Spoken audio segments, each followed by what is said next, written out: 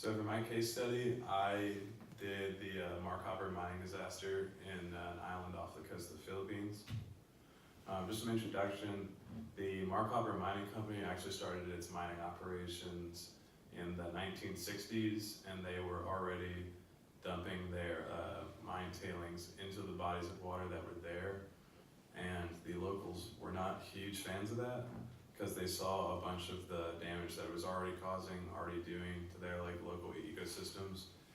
So, but despite the unhappiness that was shown by those locals, the Department of Environment and Natural Resources went ahead and renewed the company's mining permit. But they did try to put some restrictions in there, and because of those and try to meet those, Marcopper then decided to dump their tailings into an old mining pit that had tunnels that were cemented away to try to keep it from going into the Big Boac River. So that didn't really work because a little bit later a minor earthquake happened, and a week after that earthquake, the tunnel that was shut to try to keep the tailings into that pit ruptured, and millions of tons of mine tailings were dumped and flew right into the Boac River and contaminated it.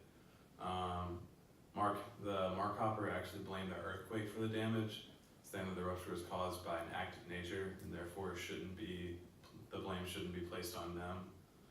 But they were already using that pit, and their tailings were already starting to seep out of the pit into the tunnel because they were using it so much. So, but they decided to not bring that up. So this was a real tragedy that had happened. This incident, it resulted in 2 to 3 millions of tons of mine waste being spilled into the Boac River. It caused a lot of flash floods, and in some cases buried entire villages in floodwater.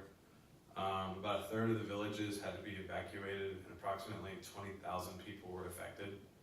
The government actually declared the Boac River to be dead due to the extensive effects on the agricultural life around it as well as the marine life in it. But despite these glaring damages and sickness that the contaminants caused, Marcopper actually claimed that the spills were non-toxic. And through this, some big kind of political things kind of came up. Usually in the history of the Philippine government, them and mining companies were on pretty much the same page, where the government would usually take a lot of the blame for it. But this was actually the first time the Philippine government had a different version of the story when the mining company. Mining company said that it was an act of nature. Government saw it as solely their fault. Found out that Marcopper actually didn't spend enough money to make sure their mining site followed the policies. And this disaster actually caused the government to revise the rules of the Mining Act and focus more on the protection of the environment and address the social issues surrounding it. Some social perspectives that came from it. Like I said, the agricultural fields were covered in flood water. The drinking water that the residents used to drink, they relied on, just became completely contaminated. The fish and the shrimp and other food sources that a lot of the locals used for food were dead. That death caused a lot of people to lose their food, and these floods also just wiped out generations of knowledge and customs, as the floodwaters just swept away a lot of stuff.